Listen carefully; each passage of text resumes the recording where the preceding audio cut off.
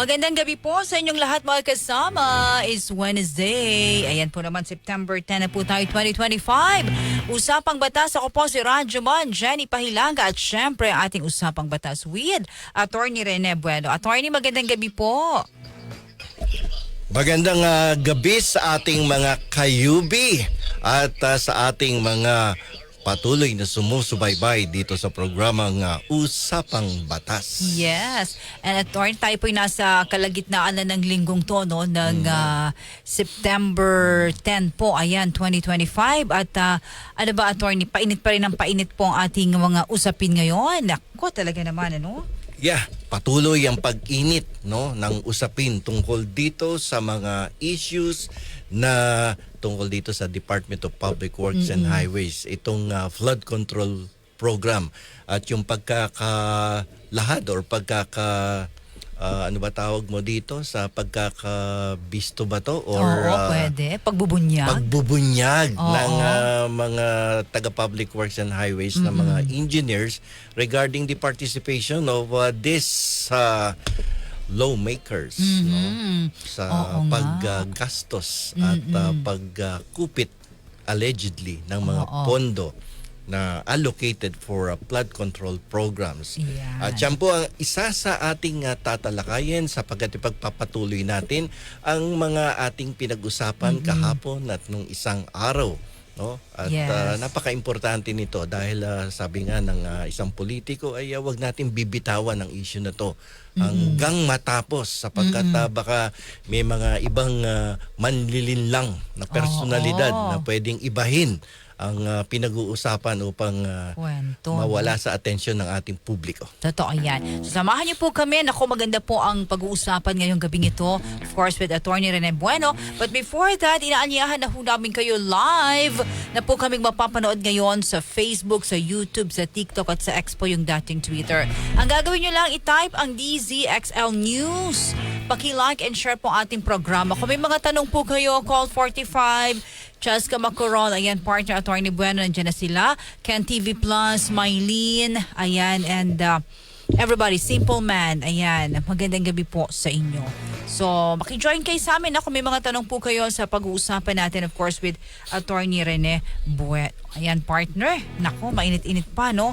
Sabi mo nga kanina nakita ko sa official Facebook mo pinag-usapan natin yung mga ito yung mga tinalakay natin for the past few days na naging pananalita kanina ni Senator Ping Lacson. Yes, kasi doon sa talumpati, sa privilege speech ni Senator Ping Lacson ay kanyang isiniwalat ang tungkol dito sa anomalya sa Department of Public Works at yung mga potential crimes that may have been committed by these public officials, like for instance diniscuss niya sa kanyang privilege speech yung Commission of this Anti-Graft and Corruption Practices Act, yung plunder at yung Code of Conduct and Ethical Standards. Lahat yan ay ating tinilakay bago pa man siya nagkaroon ng privilege speech. Pero kahapon doon sa kanyang privilege speech ay kanyang binanggit ang isa ding batas na atin ding tinalakay pero pahapyaw lamang. Ano ito? Ito yung anti-money laundering law. Na kung saan ay isang batas na pinipigilan ang mga taong suspected na nilalabhan ang maruruming pera na nag-originate sa isang criminal activity. Yan ang ating dapat talakayin ngayon para maintindihan ng ating mga kayubi at ng ating mga tagapakinig. Kami, at attorney, please educate us. At dapat malaman nila yan kung paano pinapalabas na malinis ang isang salapi or malaking halaga ng pera na nag-originate naman sa isang maling paraan. Okay. So dito papasok yung Anti-Money Laundering Council, Kasi meron tayong isang ahensya dito sa Pilipinas na siyang namamahala, Isang task force yan na kung saan ay siya ang nagmo-monitor na mga illegal financial transactions Yun. na nanggaling sa mga maling gawain katulad ng terrorism. Aha. Itong Anti-Graft and Corrupt Practices Act. Yan, pasok. Yan. At itong sa casino. Mm-mm. Yan. At marami pang may kahawig dito sa mga krimen na to. Yung human trafficking, isa yan sa pinagmumulan kasama din. ng anti-money, yung mga perang malalaki na galing sa maling gawain. Yun, malalaking pera na galing sa maling gawain. Oo, yung mga dirty money na ipinapalabas ng mga taong sangkot dito sa mga krimen na binanggit natin kanina na pinagmumukha nilang malinis. Ang perang marumi. Oo. Kaya ito ay tinawag na anti-money laundering. Nilalaban nila, kinukula nila, no? At kanilang pinatutuyo at pagkatapos niyan paplantsahin upang ito ay ibalik sa financial system ng ating ekonomiya at presto pagplanchado na magmumukha na siyang galing sa tamang pamamaraan ang paggalikom nila ng malalaking halaga ng pera. Pero in truth and in fact, ninakaw nila yung pera na yan. Yung pala yun, attorney. At pero sabi ni Master Pogi, attorney, not only in casinos or gambling can launder money. Sa churches din, no? Siguro, okay, Church. pray over daw. Pero under this po, pasok ba yun? Sa church, hindi nabanggit yan as one of the covered transactions sa church. So, ang madalas binabanggit doon sa anti-money laundering, yung human trafficking, graft and corruption, yung tungkol sa mga casino na yan, at terrorism. Yan ang kadalasan minomonitor yan. Kasi ganito yan eh. Katulad nito nga nangyari dito kina Hernandez, kay Alcantara, kay Mendoza, na kung saan na napamonitor pala yan na madalas nagpupunta sa casino. Iba't ibang mga casino dito sa ating bansa. At kung magpatalo ay umaabot ng daan-daang milyong piso. The fact that they are only district engineers, assistant district engineers, pero kung magpatalo ng pera ay umaabot na 100 milyong piso. So nakakapagtaka. At pero kung tutuusin, ay lumalabas sa investigasyon ng ating mahusay na senador na si Ping Lacson ay ginagawa lang pala nila to upang palabasin na yung kanilang mga ninakaw na pera sa flood control programs ay upang linisin, upang labahan ang mga maruruming pera at ipasok muli sa financial system, sa ating ekonomiya upang lumabas na ito ay galing sa isang lehitimong source ang pondo or perang kanilang hawak-hawak. Ayun ang nangyayari dyan. Kapag galing sa ganyan na yung money laundering, attorney, anong kaakibat niya na na malaki ang kaparusahan dyan, no? Perpetual disqualification yan to hold public office at yan ay reclusion perpetua yan. Ang kaparusahan na ipapataw dyan kung sakasakaling yan ay mapapatunayan na ginawa talaga nila. Sabi ni Addictus Rex, hello, Addictus Rex, good evening. Sabi niya, attorney, grabe po yung investigative work na ginawa ni Senator Lacson dyan. Dahil si Senator Ping ay merong malawak na karanasan sa investigasyon. Being a former PNP chief yan. Talaga namang pagdating sa investigasyon, hindi mo matatawaran ang kakayahan ng senador na yan. May presyo pa no? Yung bawat pangalan dun na, yung bawat tao no? During kanina privilege speech. So, sana ang akin ay since na-detect na nila na itong mga opisyalis na to ay merong limpak-limpak na salapi. Marami. Hindi na nga isa, dalawa o 100 milyon pero umaabot na nga ng bilyones talagang ang kanilang pera. So, dapat gumagawa na ng aksyon para ang mga bank accounts nito ay ma-freeze na ng ating pamahalaan katulad ng Anti-Money Laundering Council. Dapat sila ay gumagawa na ng aksyon dito. Ayun, parang forthwith din pa ito, Oo, attorney. agad-agad to. Bueno, so pagka ganyan na meron tayong mga dapat na aksyon, bakit hindi pa ito ngayon na gagawa, attorney? Bueno, Alam mo partner. kanina, during the lunchtime, nakapakinig ako ng isang interview keeping Lacson, kay Senator Lacson. Okay. At tinatanong siya ng isang anchor na kung bakit hanggang ngayon ay wala pang order na i-freeze ang mga bank accounts nitong mga public officials na to na nagkakamal ng daan-daang milyon, limpak na salapi. Ang sabi ng ating butihing senador ay kinakailangan para mag-intay ng isang complaint from another party. Okay, Oo, attorney. para sila ay makakilos at makapag sagawa upang magsagawa ng aksyon upang pa-freeze ang mga bank accounts ng mga public official na to. Oo. So may inaantay pa sila pala. May iniintay pa sila. Pero alam mo, partner, ayon sa Anti-Money Laundering Act, hindi kinakailangan na mag-intay ng isang complaint from another party for the Anti-Money Laundering Council to initiate a legal action in order a freeze order nitong ng bangko ng mga opisyalis na to ay maisagawa na. Yung pala, attorney, partner Kasi meron tayong tinatawag dito na merong in their own initiative, motu proprio.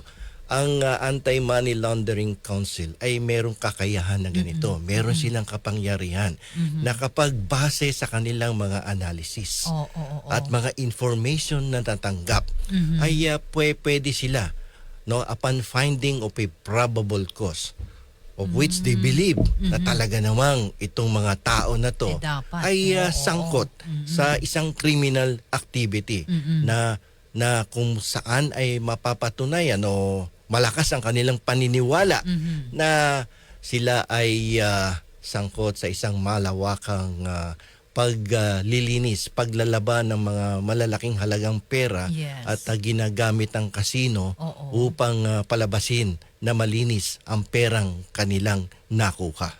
Ayun. So, yan ang nangyayari dyan. So, dapat ang ginawa ng Anti-Money Laundering Council based on the information, kasi ang Anti-Money Laundering Council, may mga sa batas na yan, may tinatawag na mga covered persons. Okay. Yung mga covered persons yan include the banks, the financial institutions, the stock exchange, the remittance centers, yung mga insurance company, the real estate companies, the brokers, they are required to report yung mga suspicious transactions ng kanilang mga kliyente. Okay. May threshold amount.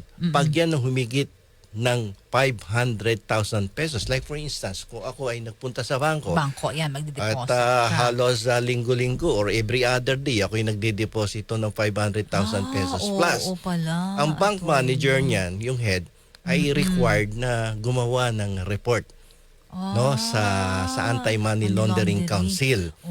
Na ito si Mr. Ganito ay Yan, si Mr. X ay alam niyo po ba, every other day, yan po ay nagdideposito ng 500,000 pesos sa aming bangko. Pero nung chinek ko ang kanyang negosyo, ang negosyo niya ay napakaliit at very impossible na makapag-generate siya ng revenue 500,000 every other day. Okay. Yun, so isusumbong yan ngayon ng bangko.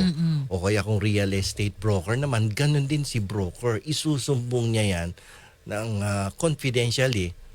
Ibibigay niya information na yan sa Anti-Money Laundering Council. At si Anti-Money Laundering Council, magpapail yan ng petition sa Court of Appeals para mag-issue ng isang freeze order sa bangko kung saan doon nakalagak ang pera nitong mga pinagsususpetsahan na involved sa money laundering.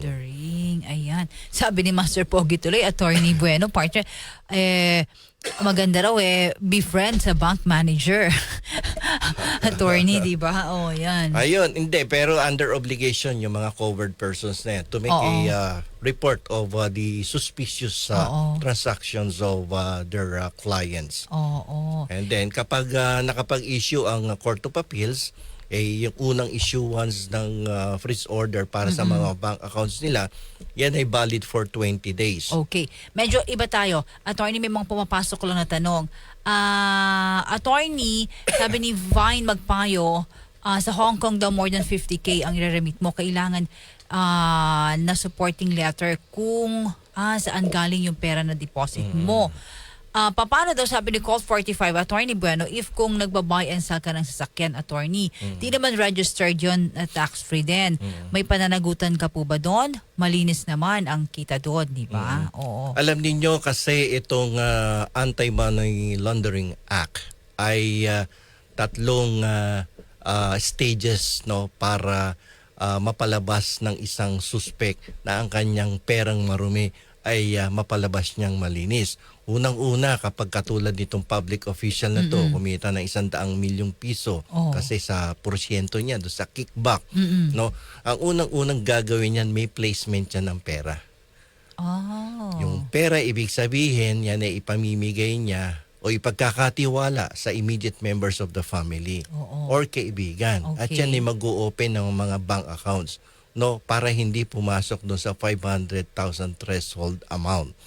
Kung 5 sila, pero pag-iwaywalayin yun.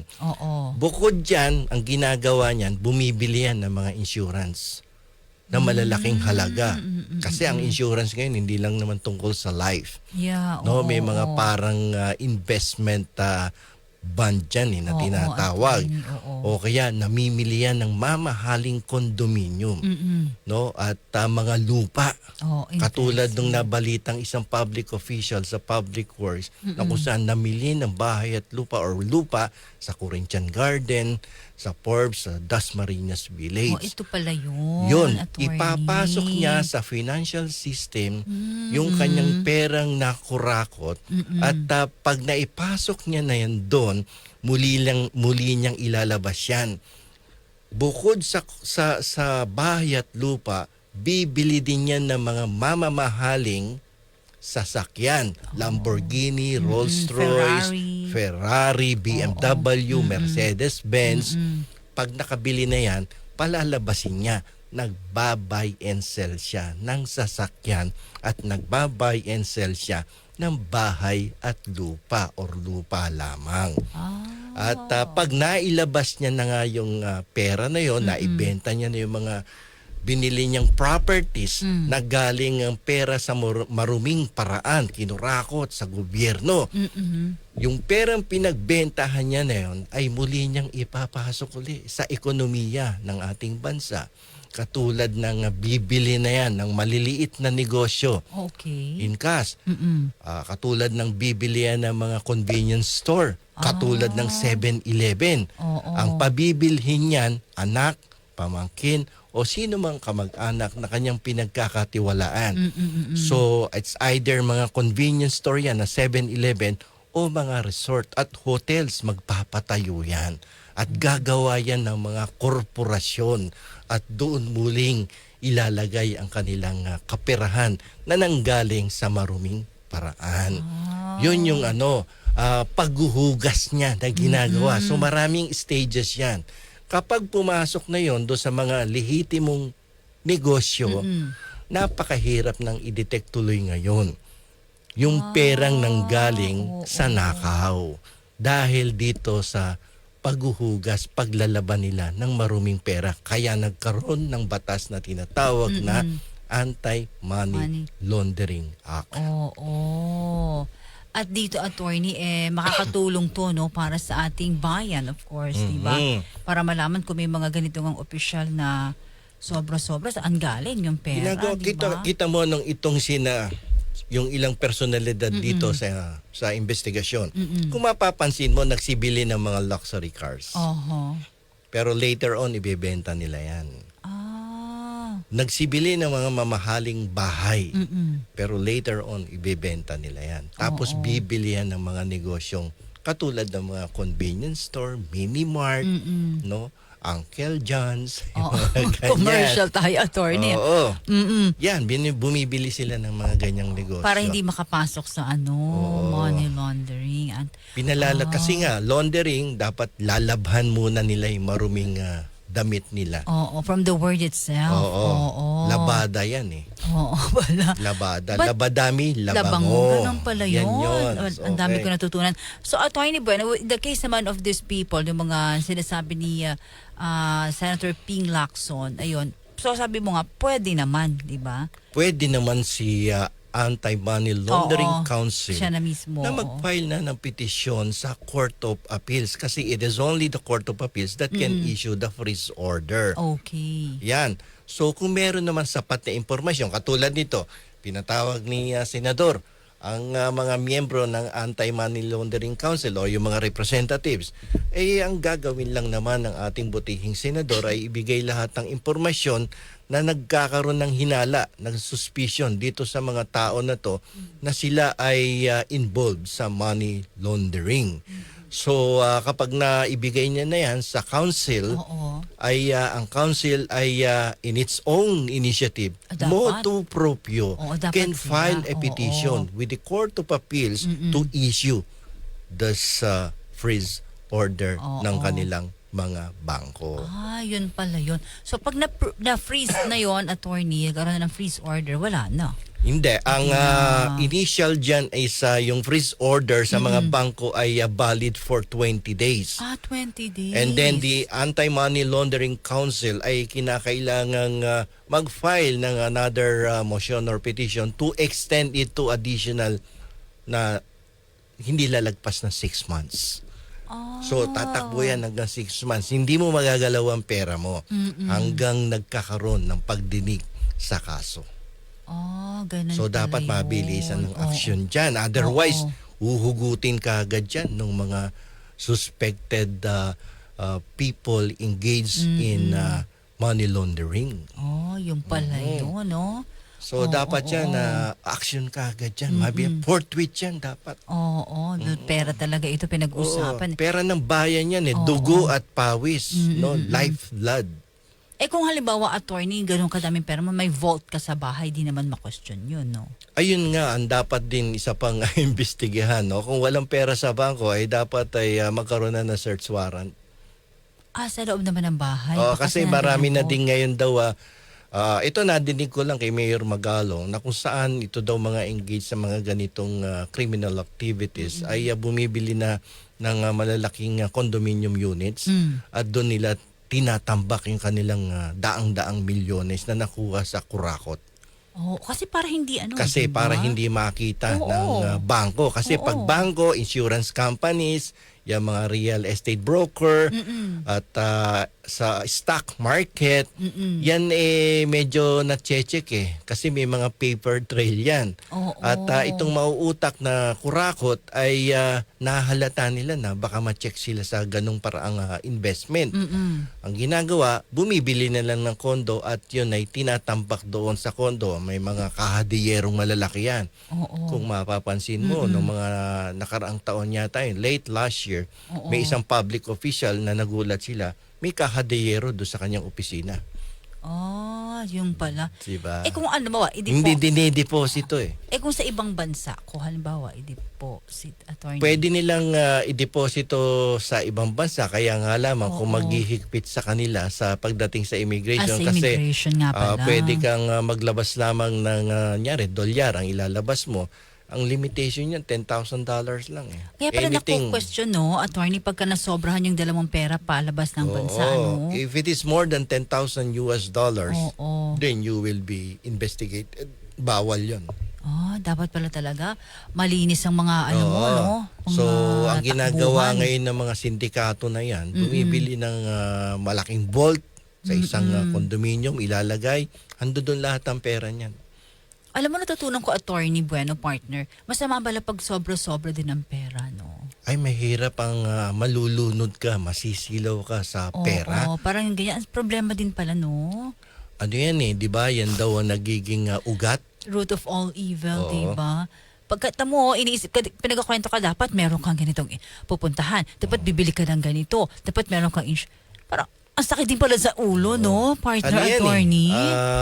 Binibigyan ka din niya ng problema at stress sa buhay. Sapagkat hindi mo alam kung paano siya itatago sa mata ng taong bayan. Oo, parang ang sarap ng madaming pera, pero pag sobra-sobra pala at mali ang pinagsimulan, pinagkuhanan mo, problema din, attorney. Baka maging cause pa yan ng maaga mong pagpanaw. Oo. Dahil stress ka magkaka-cancer ka niyan. Yan, number one, isa sa mga factors para magkaroon ka ng cancer, yung stress, di ba? Oo. So, grabe, no? Pero attorney, tanong enemy downfall, have you heard about yung kay Bongo daw na may kaso na naka-file, gumalaw na ba sa AMLAC? Oh. Ayan ang gustong bigyan ng pansin ni Antonio Trillanes, ng ating dating senador. Kung sana kung siya ay tumakbo ng senador, sana maasikaso yan Pero hanggang ngayon wala pang action doon sa mga complaints ni Sonny Trillanes against sa Bongo kasi allegedly involved din si Bongo sa mga ganyang klaseng transaksyon. Katulad nitong sa DPWH. Attorney Bueno, di po ba, sabi ni Edina Jones, si Mayor Magalong may kaso din siya ng corruption na di pa na-solve until now. He's cleaning ba yung sarili niya this time? Meron nga mga usap-usapan, allegedly si Mayor daw ay involved din sa corruption. Kaya marami ding umaangal nung medyo may lumabas na balita na kung saan siya ay isa sa mga magiging miyembro ng Corruption Commission ng ating Pangulo, yung Independent Commission. So medyo may bahid ng konti. Sabi mo nga, wag from the diba? Ang pagkakadinig ko nga dapat na hindi manggagaling sa politika. Kasi ang hirap Mahirap pag may pagkagaling sa politika. Talagang anong ikot may bahid mo, dyan. Mababahiran ka, partner At wala namang umaamin. Ikaw ba willing ka, partner? Naku, at kasarap ng buhay natin dito sa usapang batas at tayo yan. Para sa bayan. Oo, bayan sarili. Sarili kaya muna. Masarap matulog na maaga. Pagkagising mo, magkakape ka ng mainit. Gagawin mo para sa bayan. Anuhin mo yung attorney, di ba? Marami naman kasing paraan, partner, na ikaw ay makakapaglingkod sa bayan. Katulad ng ating ginagawa sa kasalukuyan. Tayo ay nagbibigay ng edukasyon sa ating mga kababayan tungkol sa mga umiiral na batas, no? At kung paano ito i-apply sa pang-araw-araw na kanilang karanasan sa buhay at bigyan natin sila ng magandang paliwanag tungkol dito sa Anti-Money Laundering, sa Anti-Graft and Corrupt Practices Act, kung saan maliliwanagan sila na kung ito bang ating mga public officials ay pwedeng maging liable, yan ay paglilingkod na sa bayan. Pwede na doon na lang. Doon na lang tayo sa pagdating sa pagpapaliwanag. Okay. So, ibig sabihin pala, dapat ang money laundering ngayon ay umaksyon na. Umaaksyon na yan dapat kasi kung nabigyan na sila ng impormasyon ng ating senador na si Ping Lacson, ay pwede na sila magsampa ng petition para makapag-issue ng freeze order ang ating Court of Appeals. Kasi dapat dito mabilis ka dapat kumilos dito. Kasi kung matutulog ka sa pansitan, you will never know. At the end of the day, wala na yung pera, na-withdraw na. Dapat mabilis ang kilos mo dyan. Ang bilis ng kilos ni Ping Lacson. Tapos pag dumating doon sa AMLA, paano yun Kailan ba naging maingay ang money laundering na naging kaso? ang ganda ng tawa mo, Attorney Bueno. Sige, next question. Next question. Baka makontempt tayo dito. Pero palagi natin narinig yung money laundering noon pa yan. Attorney Bueno, partner. Malaki ang papel niyan pagdating sa anti-graft. Yung mga nagtatago. Kaya pala ito binuo. Kaya binuo yan.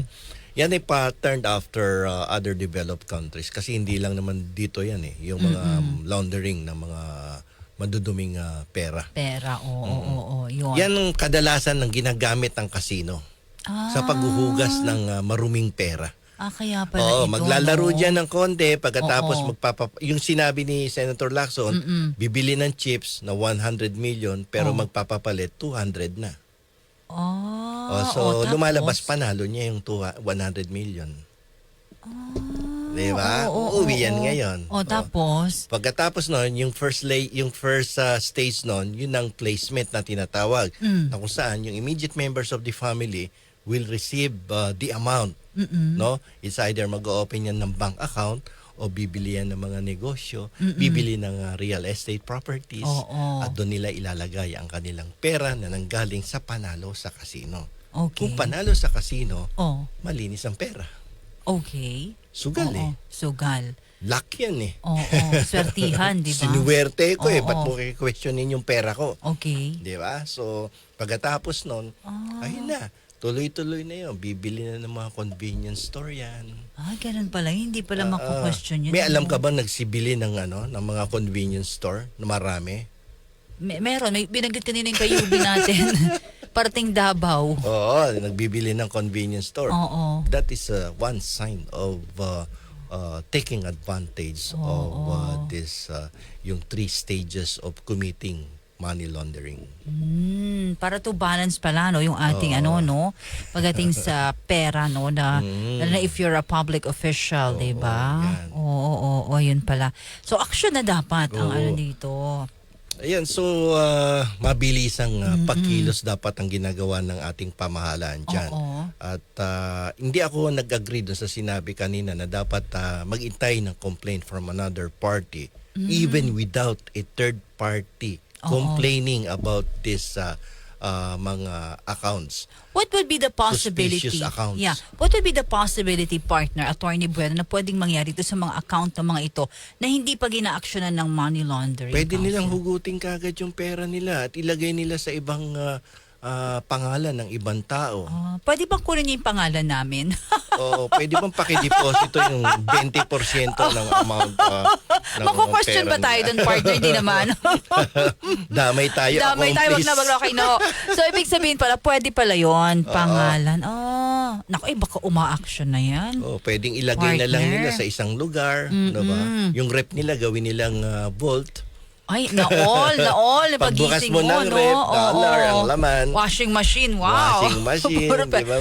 Pati vacuum, may laman. Ay, pinapatawa namin kayo pero seryoso to Seryoso partner. Yan. Hindi, yung sa atin naman kaya tayo nagpapatawa is that for them to understand it easily. Yes. No? Kasi pag tinektikal natin ng explanation dito, mahihirapang intindihin. Tsaka yung sabi mo dapat, warrant ba tawag doon, partner? Warrant. Puntahan yung mga bahay, gano'n. Search warrant. Search warrant para makita kung may mga nakatago na Yun.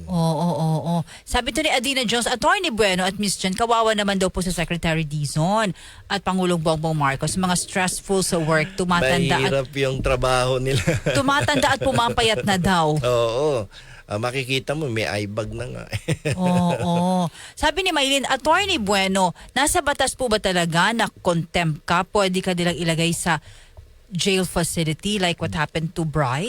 Normally kasi yan, dapat doon ka lang sa facilities ng ng House and the Senate. No? Kaya nga lamang dito nagkaroon ng question. No, dito kay Bryce Hernandez. Ang gusto kasi ng Senado through the initiative of Marcoleta ay ibalik sa Senado ang custody nitong si Bryce Hernandez. Pero ayaw ng House of Representatives at kumumporme naman si Tito Soto. At dapat doon na lang daw sa Camp Crame, no? Sa isang neutral layo sabi na. Ang layo dito sabi mo, no? Dyan lang sa likod. Ayun. Paano? Para mapagbigyan na lang siguro, sige, dali na lang sa Pasay City Jail. Ngayon, nasa Pasay City Jail ngayon si Bryce Hernandez. Ayan, so, kasi iniisip nila dito na potential na maging state witness to si Bryce. Instead of getting the Diskaya couple as the state witness, which na nag-a-appear sila as the most guilty in this case, ba't kunin ko na lang yung bagman? Makakapag-produce din ng ebidensya to. He has the inside information about the illegal transaction. So you better get this Bryce.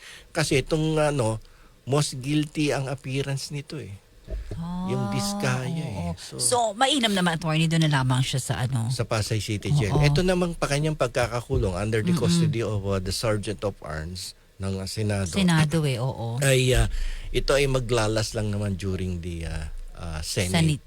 hearing. Oo. Oo, mga pagdinig. Pagdinig yan. Oo. Kapag wala ng session, labas yan. Lumalabas. Oo. Hanggang doon lang ang pagkakakulong yan. Ito po mga ito, may mga ano na rin, lookout na rin from ano. May bulletin na yan. May meron. lookout Pero na hanggang yan. ganun lang, Kaso attorney. kasi wala pang sinasampang kaso sa hukuman. Oo. Pero kung may na-file na sanang reklamo even sa fiscal level, yung preliminary investigation, Oo. the prosecutor may request the court, no, kahit hindi pa na isasampa ang isang reklamo sa husgado na mismo, pwede siyang mag-request ng issuance of precautionary hold departure order. Precautionary hold Precautionary. departure order. This is different from the hold departure order. Anong Yung hold kinaiba departure ito? order Oo. is the one issued by the court when there is already yeah. a complaint Complaint, filed in okay. court, no, galing na sa Korte. prosecutor, Oo. sinampa na yung kaso dahil meron ng reasonable certainty of conviction, may prima facie case na. Oo. No, dati probable cause. Ngayon, yung precautionary hold departure order ay ini-issue yan despite the fact na wala pa yung reklamo sa husgado. Okay. Yan ay through the request of the prosecutor. Nasasabihin niya, Judge, malakas ang aking kutob dito. Na pag ito sinampa ko, talagang merong reasonable certainty of conviction dito. Kaya lang hindi pa tapos yung PI.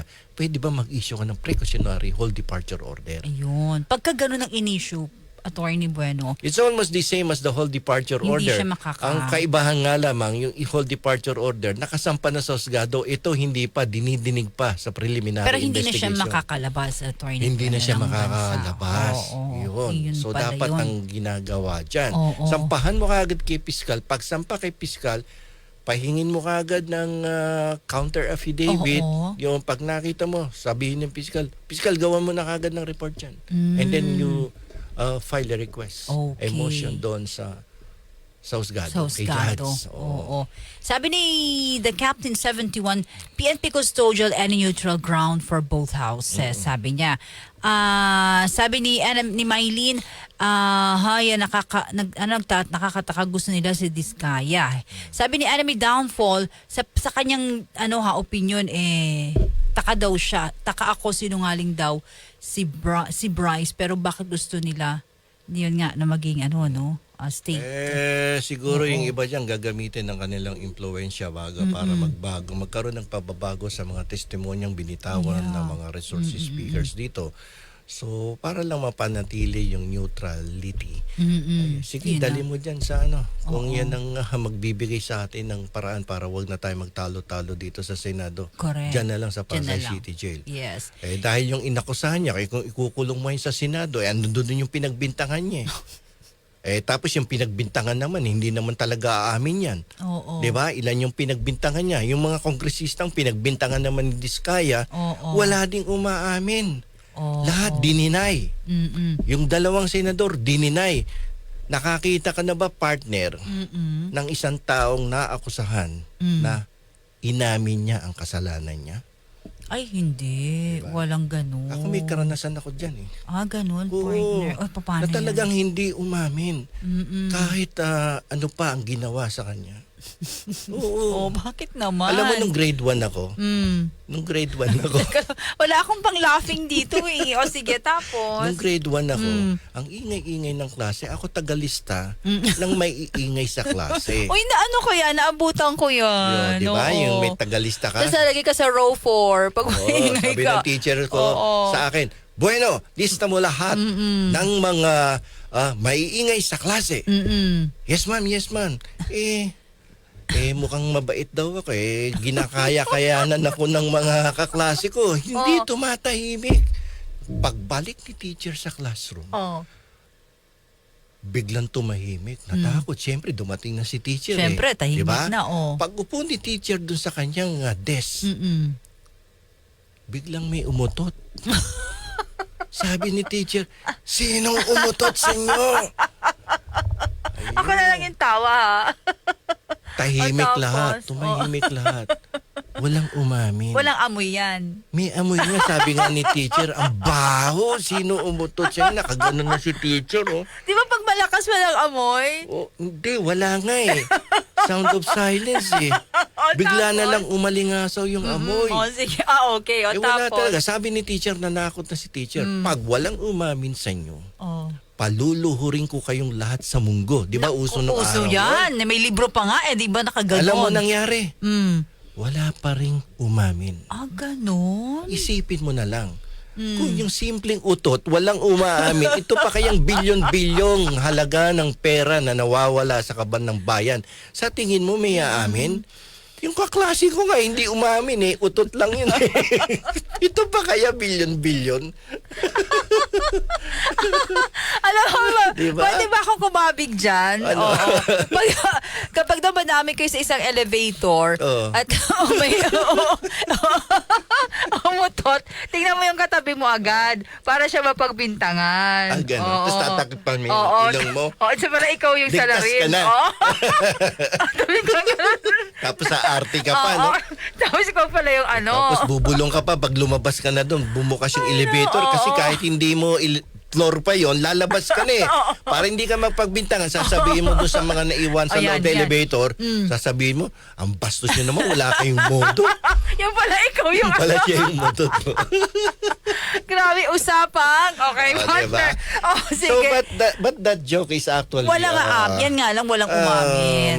Relevant joke yan, sapagkat kahit naman sino, pag ganyang involved na sa malaki ang pera at may money laundering, Naku. tsak yun. Wala nga amin dyan.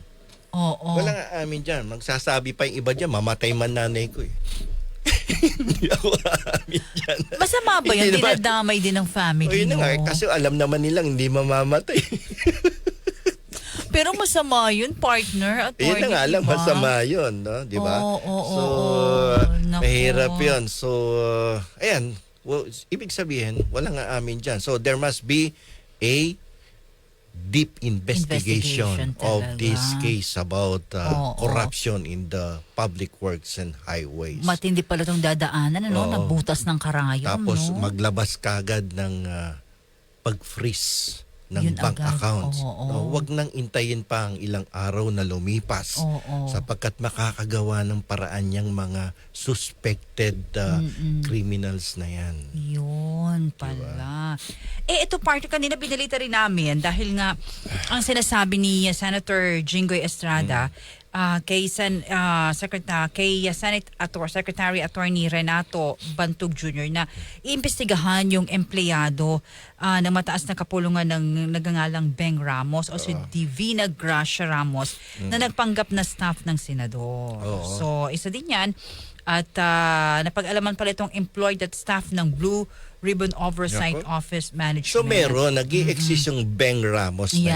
yan. So hindi siya pausong pangalan dyan sa Senado. Oo. Pero nung una, tinanggi ni Estrada na meron siyang staff na Beng Ramos. At batay sa records ng senador, mula 2004, wala siyang empleyado na may ganitong pangalan. So kapag napatunayan na nagsisinungaling ang tauhan, ay umapila ang tanggapan ni Estrada na parusahan ang naturang staff. Kawawa naman si Beng. Oh, bang, bang, bang. Oh, Beng, beng, beng, beng yan. Oo, nako, Divina Gracia. Ay, Divina Gracia. Oo. Alam mo, kasi Ramos. dito sa mga usapin na to na nangyayari ngayon tungkol dito sa flood control funds na to, ay marami na ditong nasasangkot before pa sa pork barrel pa lang, hindi pa flood control. Oo. So kung masasangkot ka uli sa pangalawa at pangatlong pagkakataon, malaki na sa'yo ang duda ng taong bayan. Talagang paghihinalaan ka na. May duda na sa'yo. Oo. Katulad nitong with no offense kay Senator Villanueva, na-involved na din siya nung siya pa ay nasa mababang kapulungan. Nung siya ay miyembro pa ng Sibak Party List. Yeah, very famous. Diba? Yung Oo, sibakin daw ang mga korupsyon. Oo, and corruption Diba? din Meron siyang isang pang laban na isang kaso na laban sa kanya for this 10 million na kinupit sa kaban ng bayan. Na hanggang ngayon nakapending pa rin yata sa ating special court dyan sa Sandigan Bayan. Pero attorney. wala pa rin desisyon ngayon. So may history eh. Mm-mm-mm. Kaya nga lang noon maliit pa. Oo. Ngayon kumita lumaki na. Lumaki na. Billion na attorney. pinag-uusapan ngayon. Dati million lang eh. Oo. Ito naman si Senator Jinggoy Oo. na involved na din sa mga ganyang similar cases in the past. Mm-mm. So dapat ingat-ingat siya.